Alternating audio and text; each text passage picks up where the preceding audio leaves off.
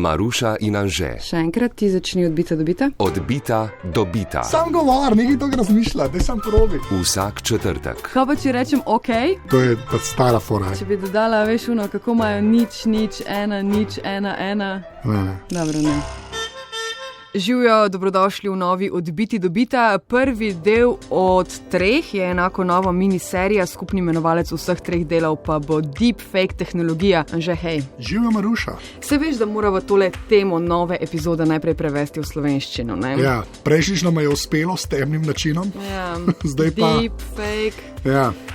Nova epizoda Odbita do bita. Samo še tole za uvod, ko si še pred gostom, strokovnjakom lahko privoščim laične razlage. Predstavljajte si, da posnamete video in osebi na videu spremenite obraz. Na vašem videu je torej lahko kdorkoli na svetu. Ja, sliši se cool, ampak ni nujno, da je tako cool, kot se sliši.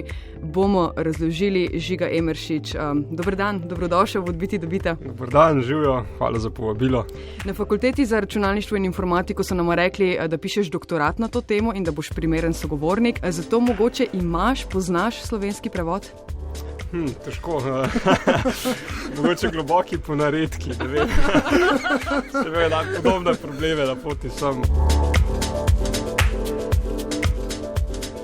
Kako pa potem, ko karkoli preučujete oziroma na temu delate, ne, je več ali manj ta angleščina nekako prevlada, ne sklepam, da je tudi veliko materijala že tako v angleščini, ne? Seveda, mi se slovenščini kar ugibamo, nažalost. Imamo pa sicer nek slovar, torej Slovensko društvo za razpoznavo vzorcev, pa imamo potem neke sestanke. In je velikokrat je to res problem, ne? Prevod sploh ne obstaja, moramo nekako si sploh določiti nov izraz in potem upati, da bodo drugi raziskovalci, pa tudi širša javnost, ne, da bo potem začelo uporabljati torej enake izraze, da se nekako prevodi primejo. Bomo deepfake, da se bomo vsi razumeli, predlagam. Žiga, globoko učenje, deep learning je podmnožica strojnega učenja. Ne vem, sprašujem. Strojno učenje je izraz, ki se zdaj že pojavlja tudi v laični javnosti, ne le v strokovni. Kaj pa je potem globoko učenje? Tako je, ne. Mogoče, če še omenim umetno inteligenco, ne, ta se največkrat pojavlja. Lahko rečemo, da za umetno inteligenco, da gre za najbolj širok pojem, torej zavzema vse od nekih pristopov strojnega učenja in potem naprej globokega učenja, pa do nekih mogoče celo, ne vem, ročno sprogramiranih pravil, nekih prostih, če je rezultat tega, da imamo potem neko vsaj približno inteligentno obnašanje nekega sistema. Ne. To se je zelo v narekovajih poenostavljeno rečeno. Ja, se to tudi midva konstantno ponavljava, da ta umetna inteligenca je redko res inteligenca. Tako, točno tako. Da, potem je pa, lahko rečemo, da neko podpodročje, ne, so pa neki problemi, kjer mogoče rešitev z ročnimi pravili, z nekim programiranjem ne moremo doseči dovolj velike kompleksnosti. Se takrat poslužujemo nekih tehnik, lahko temu rečem, kjer ne sprogramiramo pravil, ampak skozi množico podatkov v teh strukturah, tehnikah nekako, no, ne vem, kako bi to bil najbolj primeren slovenski izraz, potem učimo te strukture, da se vsi tisti parametri nastavljajo glede na vhodne podatke. Vse to spada pod strojno učenje. No, potem so se pojavile nevronske mreže že nekaj desetletij nazaj. Še zmeraj rečemo, ne, da gre za strojno učenje, učenje nevronskih mrež. Potem se pa z napredkom strojne opreme, z pojavom močnejših grafičnih kartic in tako naprej, so se pa začele pojavljati globoke nevronske mreže. Ne. To so pa nevronske mreže, ki imajo večjo globino, torej veliko več plasti mogoče. Ja. Temu potem rečemo učenje globokih nevronskih mrež oziroma krajše globoko učenje. Potem je dejansko ta deep learning je v bistvu machine learning, strojno učenje, samo da je nevronska mreža bolj globoka. Tako. Okay, razlog, ne, da pa imamo ločen izraz za na prvi pogled, se samo neka malenkost dodatna, ne, pa to, da je tam po letu 2012, pa potem 2013, 2014 res sledila eksplozija novih pristopov oziroma bolj rečeno novih, ne vem, aplikativnih nekih dosežkov. Ne. Ki so temeljili na teh globokih nevronskih in potem je ta deep nekako preplaval na površje. Tako, ne, natančno se bila res stopno više, kot si prejšnji pristopi, ne, in je res to ratalo zelo, zelo pomembno, ne. Zato imamo ločen izraz, se mi zdi, no, da se je predvsem zaradi tega prijel. Deepfake tehnologija. Zakaj? Mislim, kaj je to? Zakaj to imamo? To je sicer najslabši odgovor. Ampak običajno, ker je tako, sem v znanosti sploh. Tudi na fakulteti se ukvarjamo ravno, zakaj, pač raziskujemo, kar se da. Je pa tako, pri deepfakih je za široko publiko, to zelo zanimiva zadeva. Tisti obrazi, ki jih vidimo, ki se potem naredimo translacijo na drugo osebo, to se mi zdi kar v ljudeh, kar povzroči neke iskre v očeh, to pa zdaj pomeni nek konec videomateriala kot dokaznega gradiva in tako dalje. Sploh, če še pomislimo, da to lahko apliciramo tudi na druge domene. Pri deepfakih se mi zdi, se ne smemo osredotočiti samo na obraze. Nekaj let nazaj je ameriško podjetje Nvidia izdalo video, kjer so generirali celoten videoposnetek nekega prometa in vse to brez programiranja, brez nekega grafičnega pogona v ozadju. Šlo torej za čisto sintezo z globokimi nevronskimi mrežami. Seveda, spet rahlo to treba vzeti z rezervo, se je videlo, da je s posnetkom nekaj narobe, to ni bil povsem realni, ampak jaz vem, da prvič, ko sem tisto gledal, sem bil res začuden. Tudi, ko so začeli ljudje photoshopirati slike, je bilo na začetku si točno videl, da nekaj ni prav na sliki, sklepam, da z razvojem bomo tudi iz te faze enkrat prišli. To je dejansko tak optimizem obstaja, da se ne bo dalo prepoznati, se pravi, zdaj mora reči, saj zmanipuliranega videa. Težko, ampak jaz vem, da osebno, ker se forenzično ne ukvarjam s temi stvarmi, me že pretenta, nek tam deepfake video človeka, pa če to par sekunden posnetek, nekdo izreče neko kletvico, karkoli, Pa če človek ni pozoren, pa če je razločljivost videa mogoče zmanjšana. Da zgleda, kot je šlo že parkrat čez kompresijo. Tako, ker je sicer podobno kot pri photoshopiranju. To je res. Odbita do bita. Potem pa te globoke nevronske mreže, kaj one počnejo, da lahko dobiš ven video, kjer jaz lahko govorim, imam pa obraz Maruše, recimo. To je sicer zdaj, naprimer, kot hipotetično. Obstaja sicer več pristopov, ampak lahko rečemo, da nekako najbolj popularen pristop bi bil, da nekako paroma mreže tekmujejo med sabo, torej ena ocenjuje, kako realno zgleda zgeneriran posnetek, druga pa generira. In potem ta postopek traja in čez veliko iteracij prispemo do nečesa, kar je uporabno. Jaz sem mislil, da se samo to tam, kjer se kreira, ta deepfake, da je to dovolj, dejansko pa sistem samega sebe preverja, tako. Če je lepo. In težava je, da zato spet rabimo res obilico podatkov, zato največkrat pri deepfakih naletimo na znane osebnosti. Lahko to naredimo, recimo, da za nekoga doma to naredite, pa če imate spodobno grafično kartico, ampak rezultati mogoče ne bodo ravno najboljši. Ko že omenjaš to doma, kakšna je dostopnost te tehnologije, kaj lahko jaz doma z domačim računalnikom? Praktično vse. Ovira je samo mogoče rahla finančna, ker je treba vseeno kupiti neko spodobno grafično kartico, pa tudi če ne, samo učenje traja potem neprimerno dlje. Čeprav razumem, samo v času, ko se ta proces izvede, če na domači opremi pač dlje traja, kot karkoli imate vi na faksu. Tako, pa še tukaj naj omenim, na faksu, ravno mi imamo probleme, recimo za identifikacijo oseb, recimo, kjer se ohrani in mimika in obrazna in vse samo identitete se zakrije, za generiranje tistega, za učenje, da se generira samo generiranje potem hitro, traja, tudi po kakšen teden. Pa imamo kar podobne grafične kartice, ampak še zmeraj to ni nič v primerjavi z giganti. To, kar dela recimo Microsoft, Nvidia, oni imajo pa dostop do vse možne. Sploh Nvidia, ki dela grafične kartice. Potem jih je kar težko loviti. Zdaj, ko smo omenili domačo opremo, pa da je treba imeti grafično kartico, ki je očitno, seveda, ker gre za video, sklepam, da je za to najbolj primerna. So sploh na voljo te močnejše grafične kartice, ali še obstaja ta suša zaradi kriptovalut in vsega? Se mi zdi, da je suša mogoče že kar mimo. Je mimo, konc te norije. Se dobi. Samo so pa hitro rate drage, 1000 evrov, 2000 evrov. Pogovarjamo se o videu, kaj pa deepfake audio? Je to lažje, težje narediti? Dobro vprašanje. Zdaj s tem moram reči, da se še nisem ukvarjal in se v laboratoriju nismo ukvarjali. Bi si jo predstavljal, da je mogoče lažje, ker je dimenzija manjša.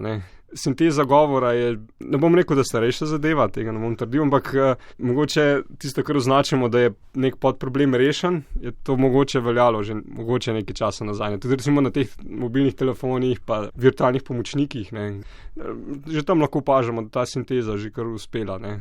Zdaj, da pa delamo pa potem mimiko neke osebe, ne, da dojamemo, ne vem, barvo glasu, ne vem.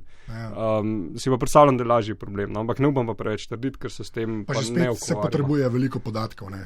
Bi rekel, da se spet... Lažje bi bilo naju, ker delava na radio, ne zlorabiti, kot pa nekoga, ki nikoli ni nič posnel. Tukaj moram laično sicer govoriti, da okay. Nismo še tega počeli, mi smo res Maruša, Žiga in Anže s pravimi glasovi. Žiga Emeršič, vidite kakšne pasti pri tej tehnologiji?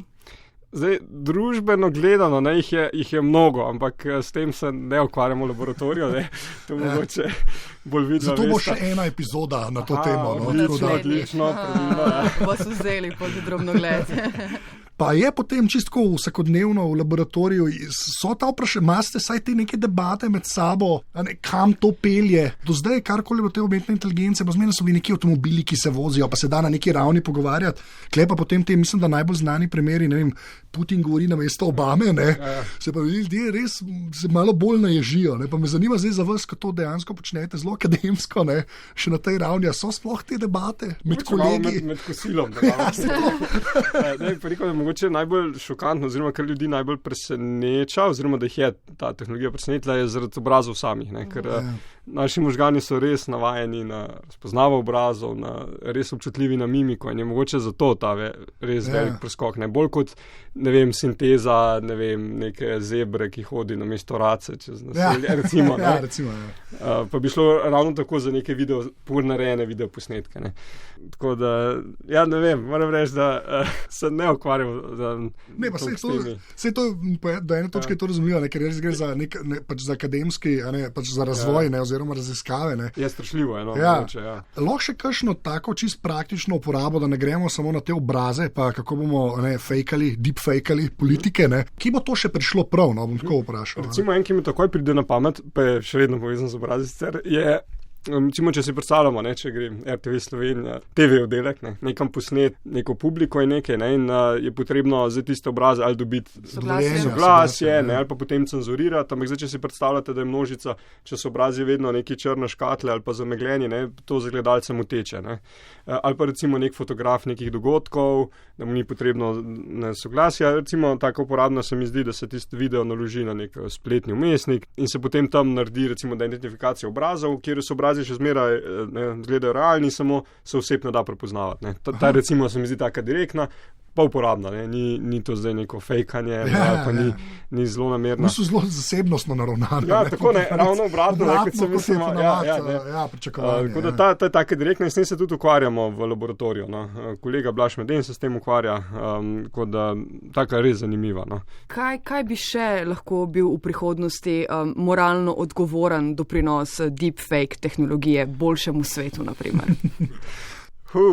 Ja, težko odgovarjati.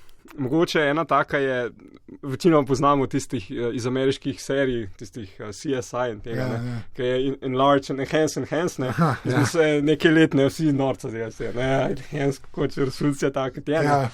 No, pa se potem izkaže, da se da z nevronskimi mrežami pa dejansko delati super resolution, kjer se dela pač sinteza na tem nivoju, da se dosega višjo resolucijo slike. Dejansko do piksla se že pride. Tako, je pa spet na rekovajih. Seveda, če imamo neko osebo, ki nevronski mreži ni poznana, bo potem zapolnila te detajle z nekimi splošnimi, nekaj kar misli. Dobimo izdelek, ki izgleda zelo realistično, ampak seveda tiste informacije tam ni bilo. Kot da recimo v CSI-u, kjer je bilo enhance za registrske tablice, seveda, če ne vemo, kaj je tista črka, bo dal kar neke črke. Dobimo pa rezultate, ki pa izgledajo resnično. Tudi kolegi na fakulteti za elektrotehniko pod Vitomirjem Štrucem se ukvarjajo s tem, super resolucijami. Tako da mogoče še to neka taka zanimiva uporaba, na katero ne pomislimo na prvo žogo. Te sinteze, kjer prej si rekel, da se lahko neko sceno, ti si bil prometa, dejansko postal brez grafike, bomo tako rekli. Koliko daleč smo od holodeka, to je tisto, kar me zanima. Kdaj dobimo od Star Treka holodek? To gre v to smer, ker dobesedno ti lahko ustvariš neko okolje, brez grafičnih elementov. To je noro. Se pravi, ti ne rabiš avtomobila, ki bi potem se peljal po tej cesti, ampak ga sistem zgenerira iz nič. To je noro. No? Ja, podobno, kot sanjamo. Zdaj sicer seveda, to je spet z velikim narekovaj. Nevronske mreže niso podobne človeškim možganom, ampak na podoben način. Vem, da je imel Google nekaj let nazaj, tisti Google Dream, pa tisti odzivi nevronske mreže, tisti filtri, ki so bili. Mogoče pa se nam zdi, ker je res ravno nasprotno, kot smo bili navajeni do sedaj v računalništvu.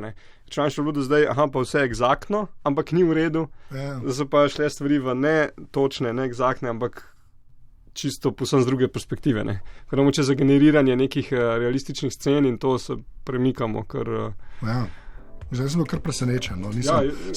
Je pa res, da nisem tega povezal z deepfake videi. Vedno sta Putin pa Obama. Odbita, dobita. Žiga Emeršič, hvala za obisk. Najlepša hvala za povabilo. Nama se vseeno zdi, da bo deepfake tehnologija morala postati tudi moralni in etični izziv za razvijalce, zato bova naslednjič nadaljevala s to debato. Že na koncu pa še imava eno vabilo, ker Odbito dobita spet lahko obiščete v živo. Res je. In to 21. novembra ob 16. uri na Karunovi 14 v Ljubljani, kar je Kud France Prešeren oziroma Center slovanskih kultur Trnovo Ljubljana. Skratka, festival naprej, forward, v četrtek 21. ob 4. popovdne. Pridite, ker je brezplačno, pridite, ker je festival super fajn in pridite, ker bomo govorili o robotizaciji novic. Podcasti Vala 202, kjerkoli, kadarkoli. Vse epizode podcasta Odbita dobita so seveda na val202.si poševnica Odbita, sicer so pa tudi na Twitterju, ko sva skupaj, sva afna Odbita. Žiga, te lahko potegava na Twitterju? Ga nimam. Ja, človek iz Frija, samo to bom rekel. Dobro. Povem, pa Facebooka isto nimam. Že veš zakaj. Sicer pa ful hvala vsem, ki nama dajete tudi ocene v Apple Podcasts. Do naslednjič, hvala za pozornost. Žiga, hvala. Hvala. Se slišimo, adijo. Čau.